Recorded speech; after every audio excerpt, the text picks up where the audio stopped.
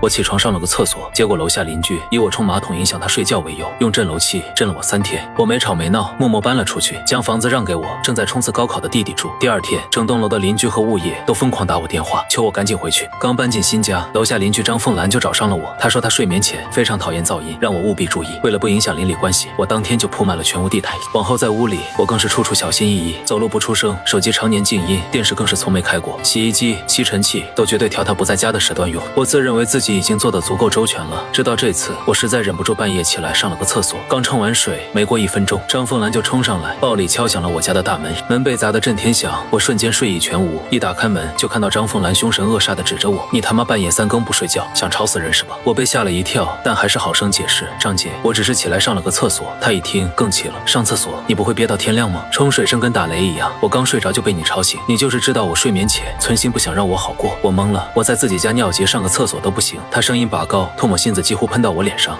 你少在这找借口，你这就是素质低，自私自利，只顾自己痛快。我告诉你，这事没完。”说完，她朝我呸了一口，气冲冲地扭头走了。我以为她只是说气话，并没放在心上。刚回房间准备继续睡觉，结果楼下就传来了一阵巨响，砰砰砰的声音，像是有个巨大的锤子在用力砸我的地板。震天响的动静让我的整张床都在震动，甚至连我头顶的吊灯都开始摇晃。听着那有规律的巨大震动，我才猛然反应过来，张凤兰在用震楼器震我，真是疯了。我从来没想过自己竟然会因为在家上了个厕所就被人这样报复。震楼器的声音非常大，无论我是戴耳塞还是用被子蒙头，那声音仍旧像钢针一样疯狂往我脑子里钻。在我被吵得头疼欲裂时，小区业主群里也炸开了锅：“什么声音啊？大半夜的还让不让人睡觉了？吵死了！哪家缺德的在装修吗？这不像是装修的声音啊！这都几点了？”震得我心慌，谁家搞出来的动静赶紧停了，我家孩子明天还要上学。就在邻居们纷纷抱怨猜测时，张凤兰说话了：“你们要怪就怪我楼上703的畜生吧，他半夜3更不睡觉，故意制造噪音吵我，我没办法，才用这种手段来给他点教训，省得他以为我好欺负。”这话一出，群消息瞬间沸腾：“703你怎么回事啊？半夜3更吵别人干嘛呢？最烦这种邻居了，自己没素质还拖累别人。他703年纪轻轻要讲公德，赶紧给张姐道个歉，别害人了。真是一颗老鼠屎坏了一锅粥，整栋楼都被你吵得睡不着，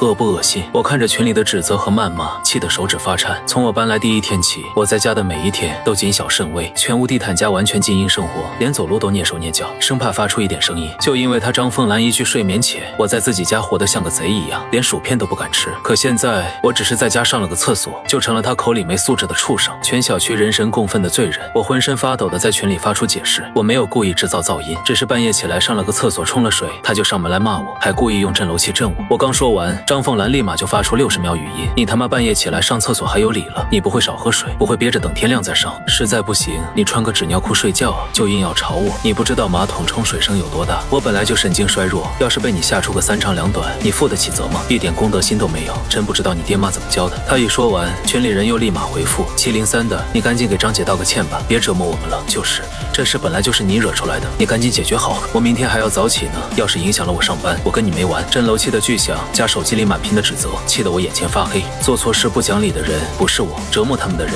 也不是我，凭什么要我来背锅道歉？我知道张凤兰比我先住进这个小区，群里这些人跟她的关系肯定更好点，可我没想到他们一个个的竟然全都这么不讲理。知道跟他们沟通没用，我索性关闭群聊，熬到天亮。天一亮，我立马直奔小区物业，接待我的正是物业经理王志强。我强压怒火，将事情的经过全部说了一遍。王志强听我说完，慢悠悠地抿了口茶：“这个事情我们也听说了，但是清官难断家务事，邻里纠纷主要还是靠你们自己协商。”我一脸问号，可这不是纠纷啊，这是他单方面用震楼器攻击我，这是违法的，他严重影响了我的正常生活和房屋安全。王志强摆了摆手：“哎，话不能这么说，张姐那边我们也了解了一下，她说你经常半夜制造噪音，她也是不堪其扰才采取这种措施的，而且她说你昨晚动静特别大。”我简直无语了，因为我全屋都铺了地毯，在家从来没发出过任何一点声音，昨晚我就上个厕所冲个水而已，能有什么大动静？好了好了，王志强不耐烦地打断我：“张姐是这儿的老业主，又是我表姐，她那人我清楚，不会无缘无故找事。你年纪轻又是新来的，多体谅一下老住户，晚上尽量别起夜，冲水声确实不小。”我彻底进了声，难怪张凤兰这么有恃无恐，经理又这么帮偏架，原来2人是亲戚。我脸色冷了下来：“所以你的意思是，他用震楼器震我这件事，你们物业不管了？”王志强慢悠悠敷衍道：“不是不管，是没法管。我看啊，你还是从自己身上上找找原因，必要时低个头，毕竟一个巴掌拍不响嘛。我看了看他，没再争辩，转身离开了物业办公室。张凤兰的镇楼器一震就是整整3天。我是个网文工作者，需要一个安静的环境思考和工作。被他这么一吵，我不仅睡不好觉，连工作都被完全影响。我试过报警，可警察一来，他要么就撒泼打滚耍无赖，要么就各种装病叫屈。实在没办法了，就暂时关闭一下镇楼器。等警察走了，他又继续打开，还一脸嚣张的挑衅我，有种你让警察一辈子守着你，没这个本事你就搬出去，搬出去。好啊，到时候你可别后悔。当天我就搬出家里，在附近找了家酒店住了下来，然后给我正在冲刺高考的弟弟打去电话。你前段时间不是想来我新家住吗？我那房子现在腾出来了，你今天搬过来吧。之前弟弟就一直说想来我这住，但考虑到楼下张凤兰是个不太好说话的主，我不想惹事，所以一直没同意。不过现在我没必要再拒绝了。听到我的话，弟弟立马乖巧回应，好的哥，那我现在就收拾东西过去。我给他发去定位，叮嘱了句快到我小区了，给我打电话，我去接你。谢谢哥，等会儿见。挂了电话，我靠在酒店沙发上，长长的舒了一口气。张凤兰，既然你要跟我来硬的，那就别怪我不客气了。很快弟弟给我打电话说他快到了，我立马去小区门口等他。刚到就看到弟弟提着一个大行李箱和满满一背包的复习资料朝我走来。他穿着干净整洁的校服，背着双肩包，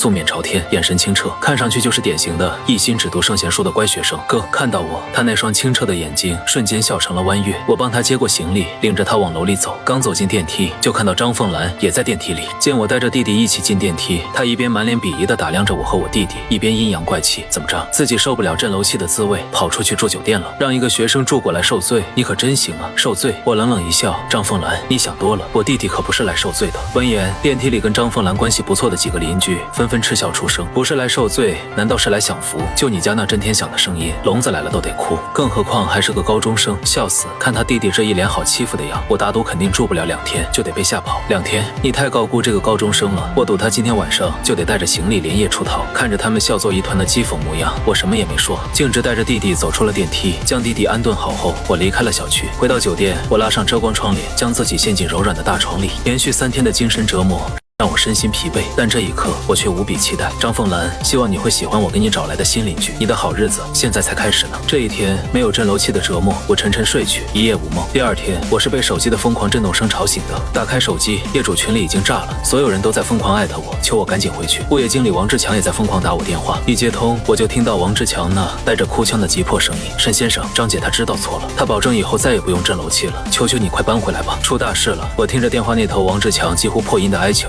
漫不经心地翻了个身，声音慵懒道：王经理，大清早的，什么事这么着急？我伸了个懒腰，打了个哈欠。你可不知道，我一搬出小区，睡得可好了，没有镇楼器震我的日子，别提有多舒服了。王志强语无伦次道：沈先生，您别这样，您家里现在……哎呦，不对，是整栋楼都快炸了，邻居们都快疯了。您行行好，赶紧回来看看吧。我故作不解地问道：我家能出什么事？家里现在住的是我弟弟，一个高3的乖学生，正在冲刺高考呢，能闹出什么动静？王志强差点哭出来，能闹出什么动静？电话里根本说不清楚。沈先生，算我求您了，以前是我们不对，张姐她真的知道错了，镇楼器我们当场没收，砸了都行，只求您赶紧搬回来住吧。我轻轻哦了一声，把玩着头发淡淡道：可是王经理，我弟弟正在冲刺高考，时间宝贵，我可不能随便去打扰他复习。再说了，他一个孩子能惹出多大乱子？大家邻居一场，抬头不见低头见的，多体谅一下呗。现在的学生不容易，体谅。王志强声音陡然拔高，这种事根本体谅不了啊。我烧到自己头上了，就知道急了。之前我被震楼器震得头皮发麻的时候，所有人不都叫我互相体谅，多多忍耐吗？怎么到了自己头上就体谅不了了？我没说话。王志强又急忙道：沈先生，你是不知道现在事情的严重性，现在整栋楼的人都没法正常生活了。你隔壁704的老太太说心脏病都要犯了，702的住户已经报警了，连5楼6楼的人都在投诉。沈先生，这事真的只有你能解决，不愧是我的好弟弟，解决麻烦的手段还是这么犀利。我心里冷笑，语气却故作惊讶地开口：不是有什么误会啊？怎么会报警呢？我弟弟没事吧？他一个学生，胆子小，可别被吓着，误会不了，根本不是误会。王志强低吼的声音里带着一丝绝望的恳求：沈先生，咱们明人不说暗话，张姐用震楼器是她混蛋，我们物业处理不公，我给您道歉，我代表物业全体给您鞠躬，只要您肯回来，什么条件咱们都好商量，物业费减免，车位给您安排最好的，只求您能搬回来住。你要再不回来，咱们小区就都完了呀。之前王志强有多高高在上，此刻他就有多低声下气。我嘴角微微弯起，语气七却更加困惑不解。王经理，你这话未免有点太夸张了。我弟弟一个高3的学生，能弄出什么大事？他学习可好了，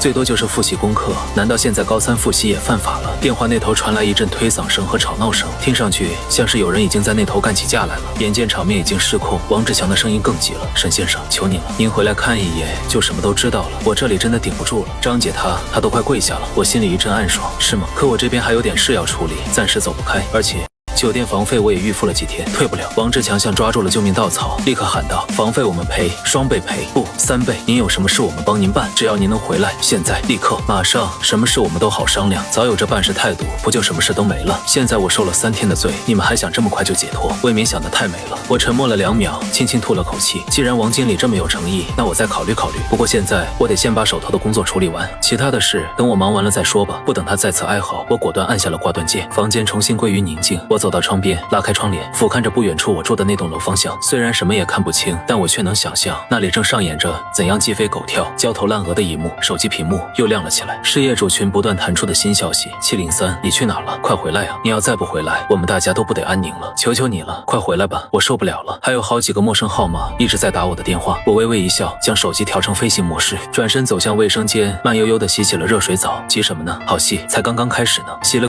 热水澡，又慢悠悠地吹干头发，时间已经来到了上午10点。我打开手机，退出飞行模式，瞬间涌入几十条未读消息和未接来电提醒。微信消息提示的数字还在不断增加，业主群里已经彻底乱成一锅粥。我受不了了，703到底在干什么？从昨晚到现在一刻都没消停。我家宝宝从昨天开始就一直哭，根本哄不住。讲道理，这已经严重扰民了，物业到底管不管？没用啊，我都报警了，连警察都管不了。我心脏不舒服，速效救心丸都吃了2次了，再这样下去，我真要叫救护车了。叫703，你赶紧回来吧！我之前不该说你是老鼠屎，求你赶紧搬回来吧！看着群里的消息，我忍不住笑出了声。这才刚刚开始呢，就受不了了。你们可是让我身体和精神受了整整3天3夜的罪啊！现在这点时间远远不够。我关闭群聊，换上了一身舒服的运动服，决定去附近公园散散步。连续3天被震楼器折磨，我的精神一直处于高度紧张状态。现在正是放松的好时机。公园里晨练的老人还没散去，几个穿着太极服的大爷大妈正缓缓推手，动作行云流水。我找了个长椅坐下，闭上眼睛，感受着阳光洒在脸上的温度，真安静。没有震耳欲聋的撞击声，没有邻居的指责谩骂声，没有物业的敷衍和稀泥，只有风吹树叶的沙沙声，以及大爷大妈们闲谈的欢笑声。这才是生活该有的样子。我在公园里坐了1个多小时，吃了顿午饭，才慢悠悠地起身往酒店走。回到房间时，已经是中午12点。我打开手机，未接来电87个，未读微信213条，短信45条。我点开王志强发来的微信语音，他的语气已经从恳求变成了绝望。沈先生，您再不回来，我们真的要出大事了。有人已经准备搬出小区了，其他邻居的消息更是五花八门。703的，你家到底住了个什么怪物？求求你了，我家孩子明天有一场重要比赛，今天必须休息好啊！再这样下去，整栋楼的房价都要跌了。我面无表情地浏览着这些信息，内心毫无波澜。当初我被震楼器折磨时，这些人是什么态度？他们要么指责我不该半夜上厕所，要么让我去道歉求和，要么让我忍一忍。现在轮到他们自己受罪了，就知道急了。我没有回复任何人的消息，而是给弟弟打去电话。小易，在我家住的怎么样？还习惯吗？弟弟的声音依旧乖巧软糯，但语气里却明显带着浓烈的兴奋。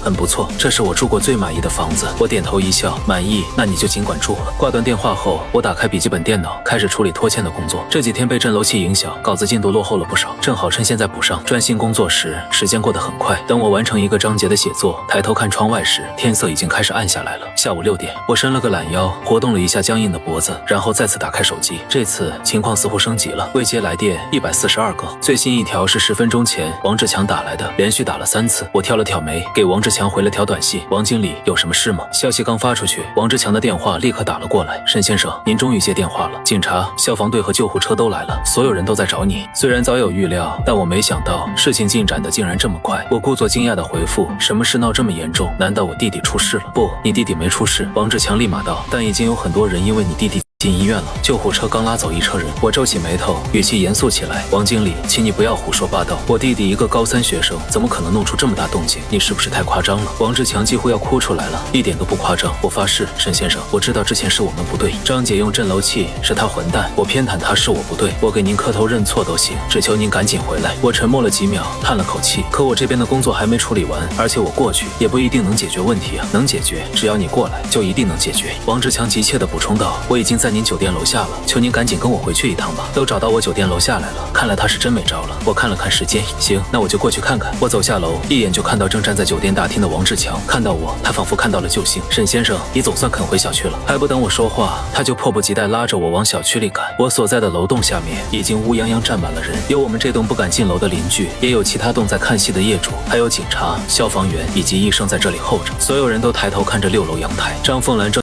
摇摇欲坠地站在阳台边，看到我来了，人群瞬间骚动起来。他来了，他终于来了！沈先生，你总算来了。我今天一天压根都不敢进楼回房间，太恐怖了。我活了这么多年，从来没遇到这种事。是啊，你再不来真要出人命了。你快上去劝劝你弟弟，不然不仅张姐要跳楼，我们大家都住不下去了。阳台之上的张凤兰头发凌乱，眼睛红肿，完全没了之前那副刻薄嚣张的样子。一看到我，她立马红着眼激动大喊：沈婉宁，你是不是故意的？你特意搬走找个怪物住在我楼上，就是为了折磨我，对不对？你就是存心想让我死，对不对？说实话，看到他这样，我真的有点想笑。他之前对付我的时候，不是很狂很嚣张吗？那股气势呢？怎么到了我弟这就开始寻死觅活了？我忍住了笑，一脸无辜道：张姐，你这话就有点过分了。我只不过是让我正在冲刺高3的弟弟住到我家，方便复习和上学，怎么就变成存心想让你死了？你之前看到我弟弟的时候，不是还觉得他好欺负吗？提到我弟弟，张凤兰像是应激了一样，满脸惊恐。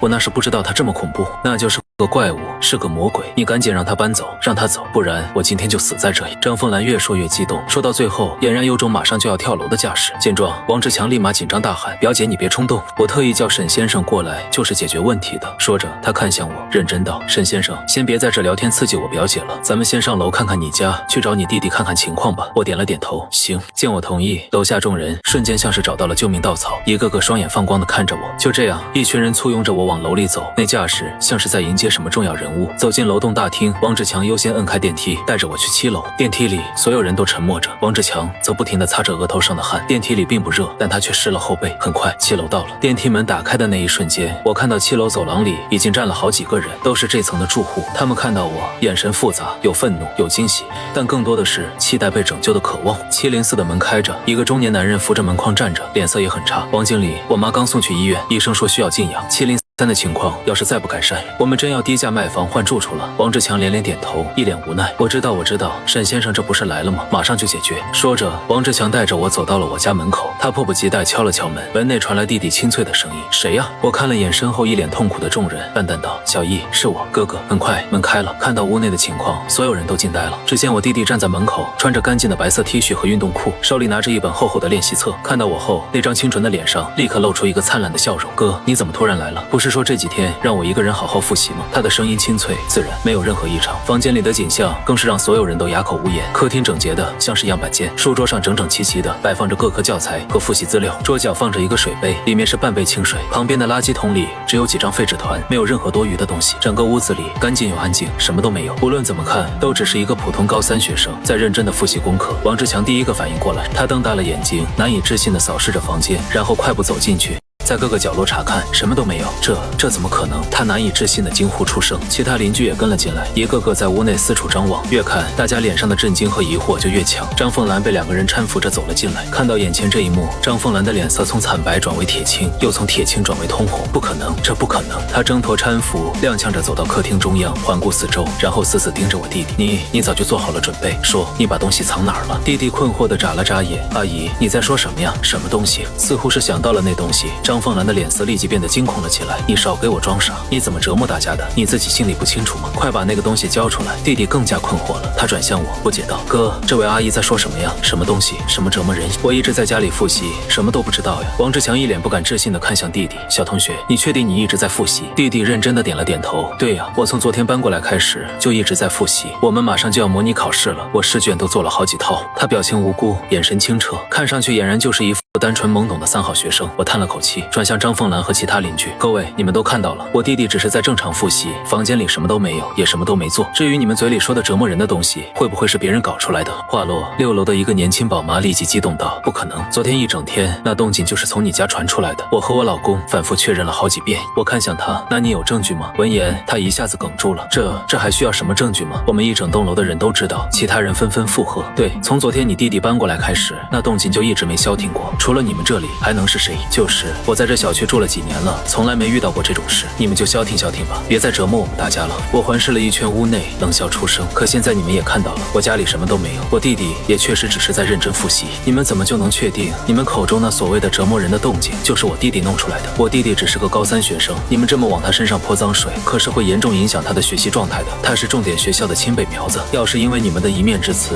影响他成绩，耽误他高考，你们负担得起吗？我的话让刚刚还嘈杂的现场瞬间静了下来，所有人面面相觑，半天也说不出一个字。王志强不死心的再次在屋内检查了起来，每一个房间每一个角落都没放过。可检查完所有地方，他也依旧什么都没找到。他走回客厅，脸上写满了困惑和挫败。沈先生，你弟弟真的就一直在这里复习，没做别的？弟弟抢先回答，语气里带着一丝被冒犯的不悦。除了复习还能做什么？我每天早上6点起床，背1小时英语，然后做一套理综选择题，接着是数学大题专项训练，下午是语文和英语的套题，晚上复盘错题和背知识点。我的时间表都排得满满的，所有做完的课题也都在这里，哪有时间做别的？而且我压根就不知道你们口口声声说什么折磨人的东西到底是什么东西啊！弟弟一连串说出的话流畅自然，逻辑严密，完全符合一个冲刺阶段高3学生的状态，更像极了一个什么都不知道的无辜者。邻居们面面相觑，一时间不知道该说什么。唯有张凤兰更激动了，你们别听他胡说八道，就是这个小兔崽子一直在折磨大家，我就在他家楼下，我很确定。弟弟突然看向张凤兰，一脸认真道：“这位阿姨，你最近压力是不是太大了？我听说睡眠不好的人容易产生幻听，我有个同学的妈妈就是这样，老是觉得楼上有声音，后来去医院检查，医生说是神经性耳鸣加上焦虑症。”他说着，从书桌上拿起一本心理学方面的课外读物。这本书里说，当人对某种声音特别敏感时，大脑可能会自动补全这种声音，即使它并不存在，你也会觉得自己真真切切的听到了。这在心理学上叫做预期性听觉幻觉。弟弟翻开书，指着1页上的文字，你看，这里还写了案例，跟你们现在的情况很像。我记得我刚搬来的时候，你们这里好像有人在用震楼器，你们是不是都被震楼器的巨大噪音给影响了？弟弟有条不紊的分析，让所有人都愣住了。一时间，现场邻居们都开始窃窃私语，有道理啊，最近这几天震楼器天天震个不停，我耳朵24小时都在嗡嗡叫。对，我现在一安静下来就觉得有震动声，特别难受。闹了半天，原来还是张姐的震楼器惹出来的祸，原来某些人才是咱们小区的老鼠屎啊，真是害人不浅。听着大家的指责，张凤兰的脸色由白转青，又由青转红，她猛地指向我，声音尖利的几乎要撕裂空气。沈婉宁，这都是你设计好的，对不对？你就是故意想逼死我，你记恨我用震楼器震你，所以就找来这么个怪物弟弟，用更阴毒的方法报复我。你这个毒妇，你就是想逼疯我，你就是想让我死。